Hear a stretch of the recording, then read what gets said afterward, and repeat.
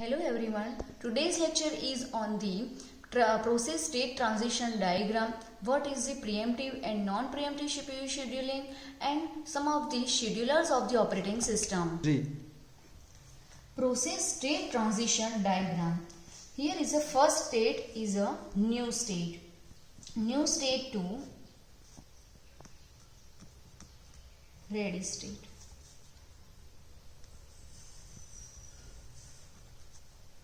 Process in the starting state, that is in the new state. New state in the program in the main memory. So that all process that is created and go for the execution. Execution to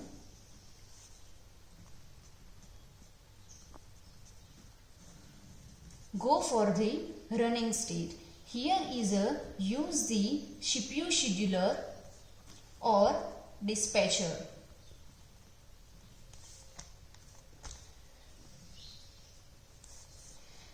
Based on the scheduler, CPU scheduling algorithm, ready to running state, all the processes will be go. That is called the dispatch all the process one by one from the ready state to running state.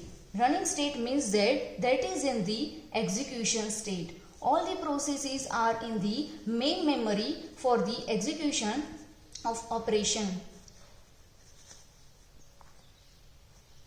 Next state is a terminated state. In the terminated state, process is complete its all the execution of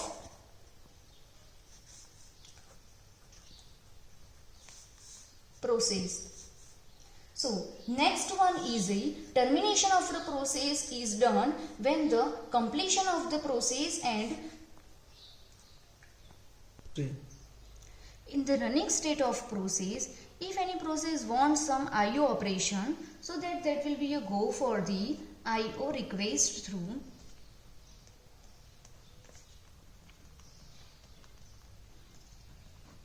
waiting or block state.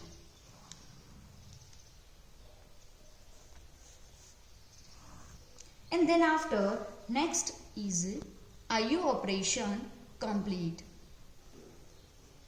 After the running process, go to for the termination state, and the sum of the process is in the running state. At that time require some IO operation, so that they go for the IO request through waiting state and complete it execution of the IO operation, so that IO completion to go for the ready state.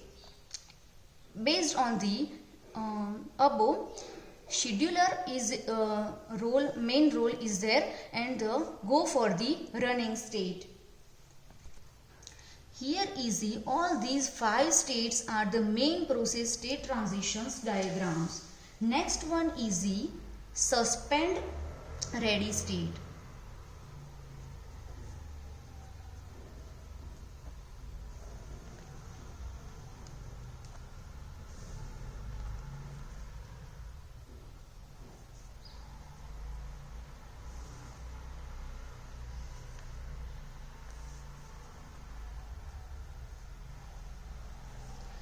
If all the processes are in the main memory, all these processes are in the main memory, so that the main memory is exhausted, so that the sum of the operation can also be performed in the secondary memory. So some of the time CPU will go the main memory of processes to the ready for the suspend ready state for the secondary memory. These secondary memory states are that is called the suspend ready state. And after some time the main memory will having the space, so that they can be resume all the process in the main memory and run the operation. Next state is the suspend wait state.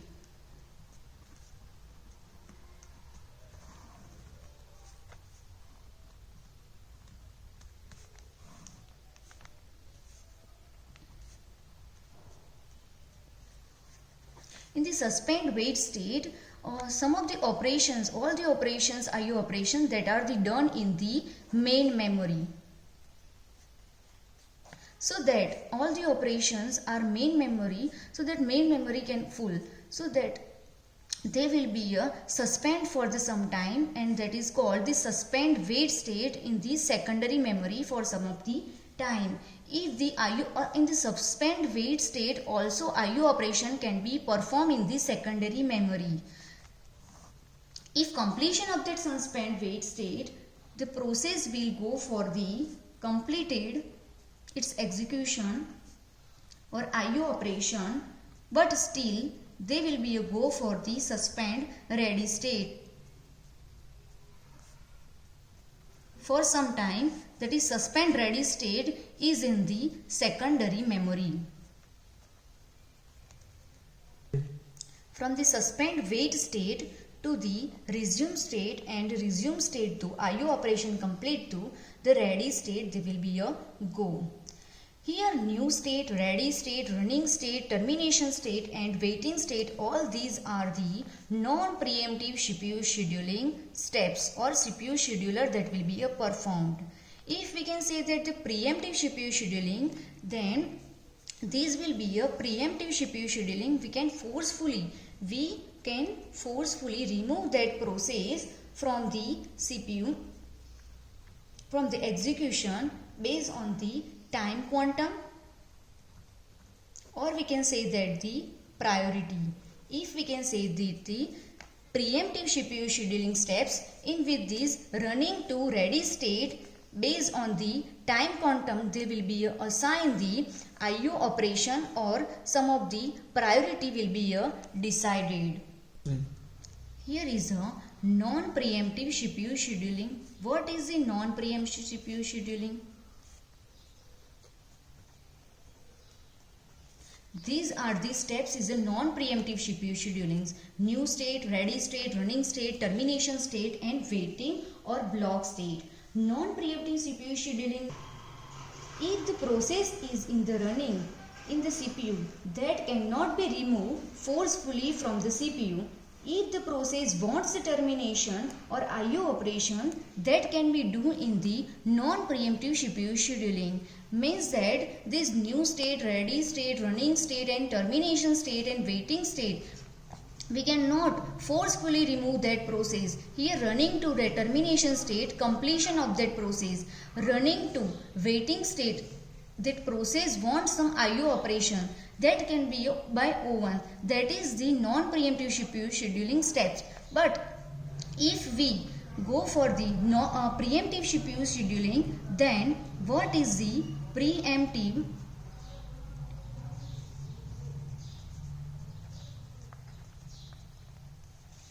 CPU scheduling? That is called, if process is in the running in the CPU, then that process is forcefully removed from the CPU and CPU allocate that process to the another process. Here running to ready state based on the time quantum or priority, that is called the preemptive CPU scheduling. Means that here some CPU scheduling algorithm is required for the non-preemptive and preemptive CPU scheduling for the ready to running state. In preemptive CPU scheduling, which process that having the higher priority, that is a go for the execution, and which is the lower priority process is the based on the time quantum or the priority go for the ready state, and based on the scheduler they will be decide the process which will be go for the first for the execution, that will be a go for the running state. In the non-preemptive CPU scheduling algorithms, in which the first come first serve,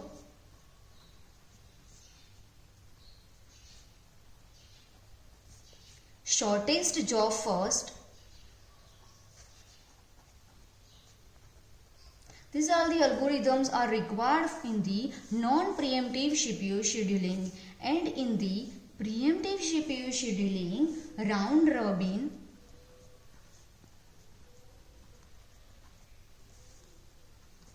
shortest remaining time first,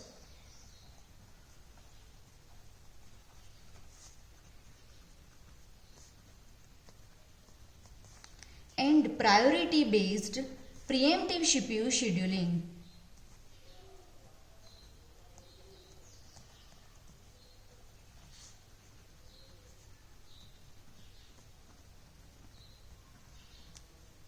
These all are the non-preemptive CPU scheduling and preemptive CPU scheduling.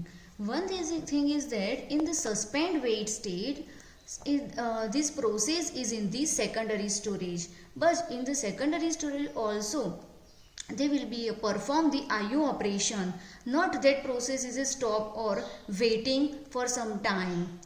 Next one is the CPU schedulers. Which are the schedulers are used in the operating system? First one is a long-term CPU scheduler.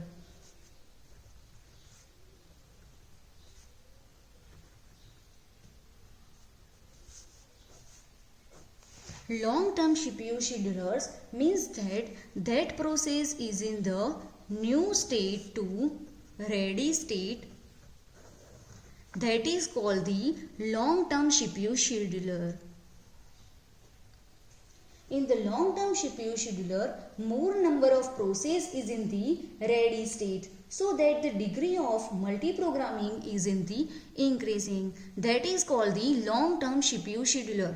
Those are the new state to ready state. Next scheduler is the short-term CPU scheduler.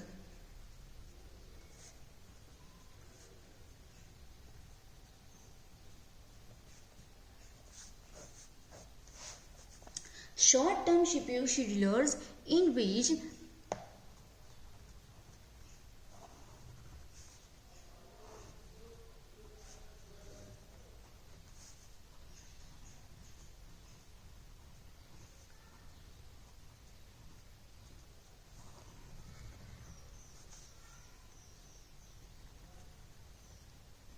waiting state or block state to resume and suspend wait state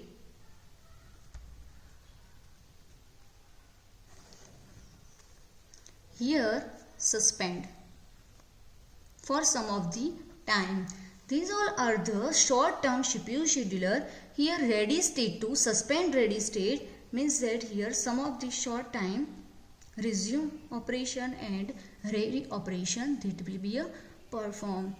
These all are the short term CPU scheduler means that here some of the process that is in the main memory to the secondary memory for some of the time, and here some operation that is IO operation is in the main memory is exhausted, so that this scheduler short term scheduler will be used and that will be used to main memory to the secondary memory for the IO operation, and completion of that IO operation go for the suspend ready state.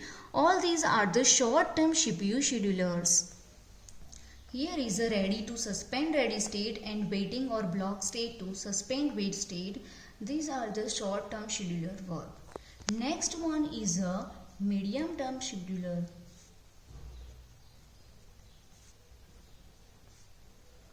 What is the medium term CPU scheduler?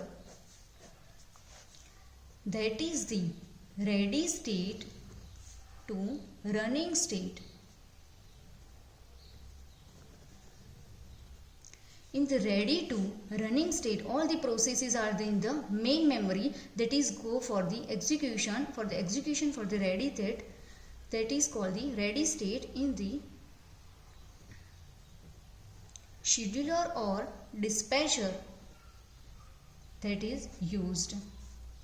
In the ready to running state, based on the scheduler, that is based on the non-preemptive CPU scheduling and preemptive CPU scheduling base, they will be a first come first serve, shortest job first, round robin. All these algorithms are used, and further if they will be a preemptive CPU scheduling is done, at that time round robin and all these algorithms are used, and time quantum base or priority base running state to ready state they will be a go. If that is the non-preemptive CPU scheduling, go directly for the ready state to running state and running state to direct the termination state. But if that will be a preemptive CPU scheduling, that is if time quantum or priority means if any process that having the lower priority process, that process is a go for the running state to ready state, that will be for some of the time and waiting some of the time wait for the ready state. And which process that having the higher priority process, that is running state to execute that execution. These are the three schedulers: long term CPU schedulers, short term CPU scheduler and the medium term CPU scheduler. Here first we will show that the process state transition diagram in which the main 5 states, and these are also the transition diagram of different state to go for the first one state to another state. What are the process is going for the execution. Here we will discuss about the non-preemptive CPU scheduling, preemptive CPU scheduling, and which are the algorithms that is required. Now we will go for the what is the process.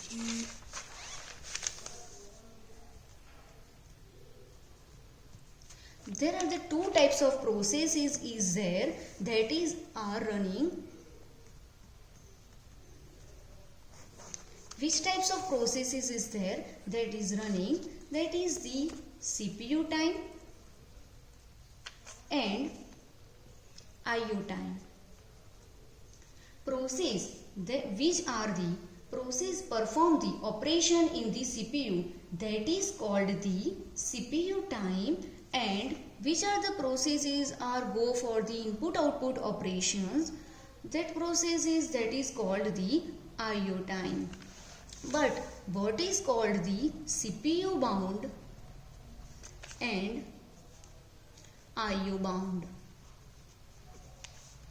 CPU bound, if that is a process that is more and more execution in the CPU, that is called the CPU bound. And IO bound means that if any process that is more and more time spent for the IO operation and go for the execution, and sometimes that is a waiting state and waiting state to running state, that is called the IO bound. Means that that process is a more and more time required for the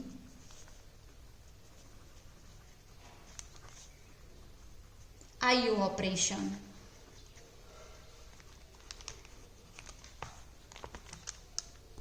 Process means that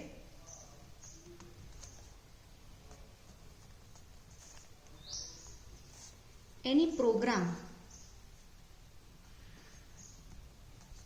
that is in the execution. But what is one term is there, that is the thread. What is the thread? Thread is a part of the program. We can say that that is the segment of program.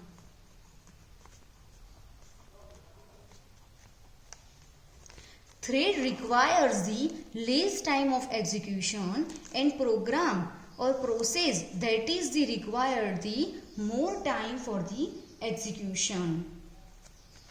Process having the more time required for the context switching is more, and thread is required the least time for the context switching. This is the one term is there with the process and thread, and thread transition diagram is somehow same as the process transition diagram. So that a process is isolated and thread is a part of process.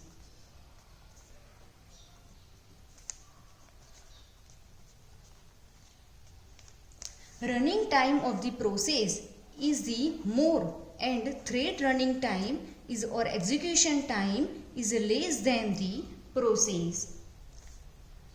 Here we will go for the state transition diagram. After that, non-preemptive and preemptive CPU scheduling algorithm, schedulers of the operating systems in with the long term, short term and medium term CPU schedulers, and process that is in the CPU time and the input output time, and one term is there, that is the thread.